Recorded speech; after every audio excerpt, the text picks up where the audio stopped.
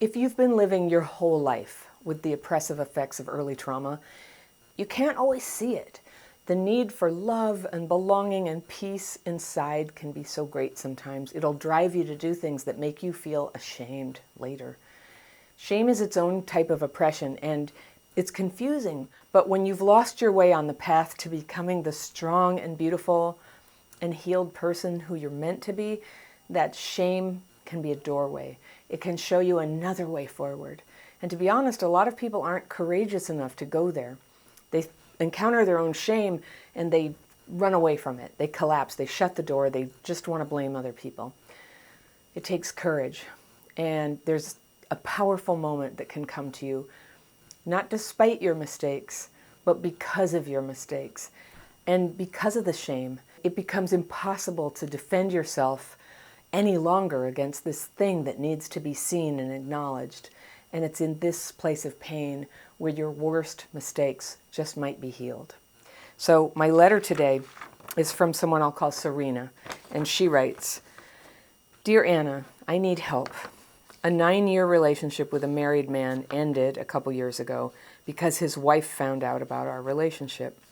He and his wife wrote to my boss telling him that he should have fired me, stressing that I'm older than this man. He was 40, I was 52, as everything ended. I've never tried to contact him. I had a very bad time trying to rebuild my life. I've changed jobs, moved out, and tried to let everything connected to him get behind me.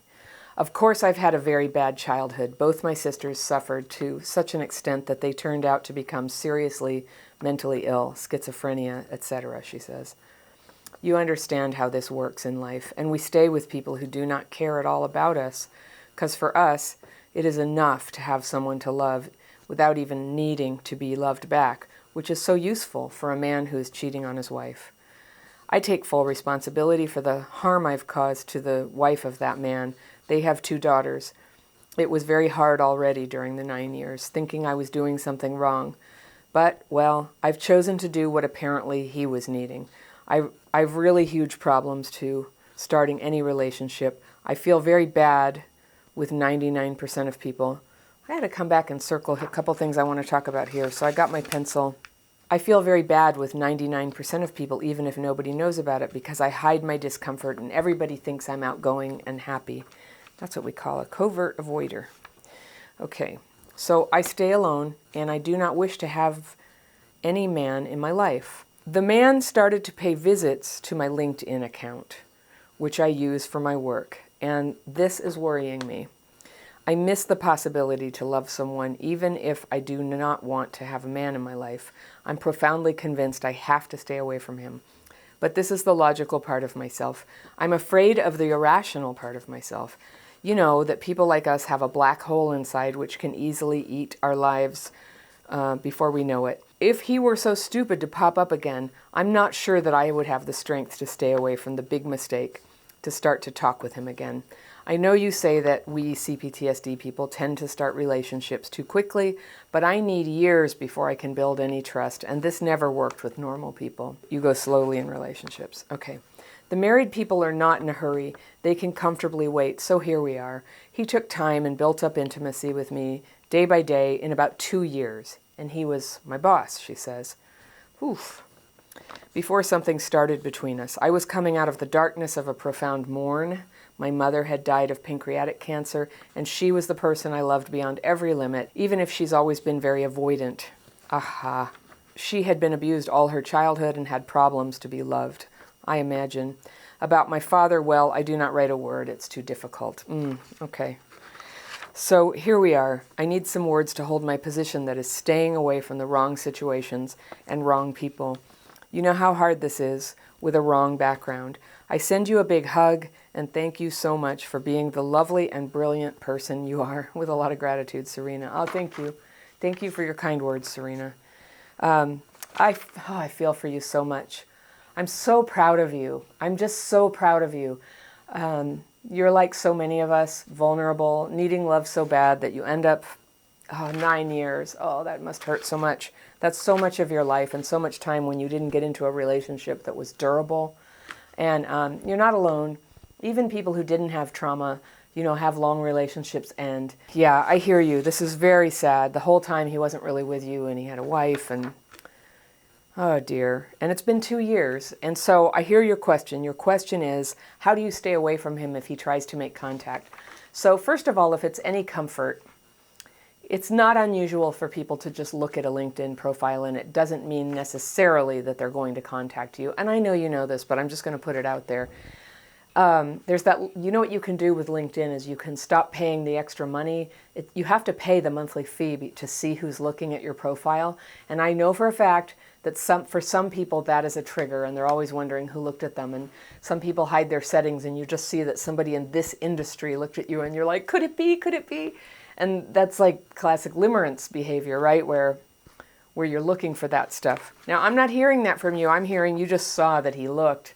And I'm sure it gave your heart and your feelings a big surge right there of just like, oh, what is this? But let's just say he comes back. So I think that your strength here, the strength to stay out of a bad relationship, also the strength to stay out of limerence for anybody listening. Limerence is like a obsession or infatuation that some other people here suffer with, and it's the same sort of thing where you really want to put it down. One of the best things you can do to set yourself up to succeed at healing these old feelings for people that you do not want to have anymore is to have a great life. Limerence and attachment to an empty relationship are all trauma-driven behaviors that they find fertile soil when our lives are empty, boring, and lonely. So what's important for you to have is friends, fun, and interesting, mentally challenging things where you feel like you're actually growing as a person. So if it's been 2 years, sounds like you're 55. This is a great age for you to start to be developing stuff that you actually are interested in. Now, if I was in pain, I think I would find it really annoying if I asked for help and somebody said, you should join a club, you should read books. But I'm actually going to say that because sometimes if you've been living in a broken relationship for many years, your friendships haven't developed, your hobbies haven't developed. It's been draining that energy and that creativity out of you. If you had been in a happy relationship all that time, that energy and creativity would probably be showing up as like flowers in the garden, right? And a beautifully stocked closet full of folded linen and all these things. I don't know, I fantasize about these things. Like if I didn't have PTSD, I'd love to have nice things like that. My life isn't that perfect, but I have a lot more order and sweetness in my life. I do have a garden. I do read books. I have gatherings at my house where we have speakers and we present ideas. And these are all things that I needed to do to myself just to be well. I need to exercise. I need to take basic care of my appearance. I need to take basic care of the relationships with my family. All of those things work together to make me strong and resilient. And so if anything were to come along to either upset me or tempt me to cause harm, I have a lot of resilience against it because I'm really well grounded in my life. And that's what I want to present to you. And I think when you have your heart broken, this stuff sounds terribly boring. I remember that. But it's not terribly boring. It's terribly sweet. When you don't have it, then even this crappy guy who reported you to your boss, he was your former boss and he told the employer on you, oh dear, there's a part of you that knows so well that this guy is not even your friend. There's nothing to talk about anymore.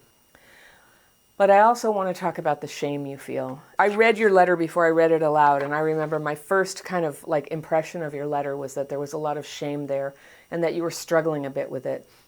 And you were reminding yourself again and again, because this happens to people like us. And I'm here to say, you are so right. It does happen to people like us. And it's not our fault we have CPTSD. But when we hurt other people, which is what that is, having an affair is hurting other people. And not just the wife, but him and the children and yourself and the people in your life who may have been counting on you to be present and emotionally real with them. So a whole bunch of people get hurt when there's a deceitful relationship. I'm not saying you're a bad person. I'm just saying there's a source for that feeling of shame. That's where it's coming from. And the beautiful thing is you can clear that up. Now, when you've had an affair, the clearing up is never going to involve making contact again. With other people, it would be appropriate to call them up and talk about what happened and what you did and apologize. But with somebody, when it's an ex, even if there wasn't an affair, even if it was just a relationship that fell apart, the reason we don't contact exes is because they are either, we know they're in a relationship or they might be in a relationship, and our contacting them would create that charge that you got when you saw that LinkedIn thing. It would activate old feelings in them, which is by nature toxic to the relationship they're in. So here's this innocent party, the spouse or partner that somebody else is with, and if you really want to clear up the wrong of the whole thing and stop feeling ashamed, you raise up your regard for those people and the way that they were hurt. And the best thing you can do when they've already been hurt like that is shut the door and do not make an appearance in their life. Don't make an appearance in their life. That's the best thing you can do. All right, so no contact is needed, no clearing up, but a decision like you're not going to do that. And so you have predicted that the hard thing will be for you if he contacts you and tries to stir things up again. And you know, that's entirely possible because people who have affairs are like that, right? People who haven't healed yet, or people who haven't gotten in touch with the terrible feelings that that brings up of emptiness. And I was interested in what you said, that it takes you a really long time to trust somebody. So he was a coworker, so you were around him for 2 years. And since he was married, you weren't like inconveniencing him by just being a platonic, employee there, and he could put up with it. But you fear, and I'm going to call this fear because I don't think it's right. You fear that nobody would ever put up with the time that you need to trust. But I think you can work on your trust issues by first really making a clear resolve and creating a plan for what you're going to do if this ex contacts you. And one thing you can do is start to build up your network of understanding friends who you can text right then and go, okay, he did it. He looked at my profile again, or I saw his car, or, these things that happen, they happen. And it's funny, they seem to happen by magic sometimes right when you're most vulnerable. You're not vulnerable when you have a life that's fun, when you're not lonely because you have friends. Okay? So those are the first orders of business. You get your life together, then you're going to have a resolve, and you're going to feel the integrity in yourself of having that resolve that no matter what, you are not going to re-engage with him. You know nothing good can come from that. There's nothing more to talk about. I'm sure you guys talked about everything there was to say. It's just sad. It's a sad loss, and you will be able to handle it. Life is full of losses. There are many of them. People come and go out of our lives. And the thing about romance is, and I know this was 9 years, but it was 9 unfulfilling years where you never really got to be with him. So you say you have a choice that you don't really want to be with anybody, and that's a totally okay choice. You can not be with anybody, or you can be happy and be open-minded about it happening if you want. So if that's your goal, then your happiness becomes very attractive. Whether it's a friend or a romantic interest person, your trust level it doesn't have to take 2 years when you are acting with integrity, when you're able to make yourself promises about not responding if he contacts you, maintaining a no contact with him, and that you will protect your boundaries in new situations and be clear what they are. Now, if dating were something that you think you might be open to sometime, some people take my dating course. And in that one, I have everybody write down, what is it that you actually want? And it can be, you can also write down things that you will never tolerate again. So one really good thing to put on that never do again is like somebody who's not available. They're married, or they have a girlfriend, or they have an addiction, or, for some people they even put on somebody who is, if it's a long distance relationship, don't get into it. For a lot of people who are avoidant, and you talk about covert avoidance of looking happy, one of the biggest reasons why people with CPTSD go into isolation or covertly avoid other people, like you go be social but you never really connect with anybody, which sounds like where you are, that we do that because people are just too triggering to get in. But when you have some healing, people are less triggering, and you have boundaries so that if everything gets out of hand or you realize somebody's awful, you step out. You know that you can do it. And in the past, when our CPTSD ruled our lives, then being in a hectic relationship or a painful situation, it was like a death sentence because you couldn't get yourself out. The attachment wound is too strong, and the abandonment wound is too tenacious and to ever step out of it. So we either have to get dumped, or the person has to die. And that's where it comes to when those things are operating very strongly. But see, you can heal. You can have less of that. When you know that you can exercise choice, you can use your discernment, and you can open your heart at your own speed and feel good about yourself, head high, cleared up all the problems, then you will find your trust issues are a little bit easier for yourself. But you know what? It is totally fine if you don't open up your heart very quickly. We do that as people with CPTSD. We want to rush in because instinctively we know, like it might slip away. We're probably making a bad choice. That feeling like you have to hurry, that's what we do when it's a bad choice. So there's time.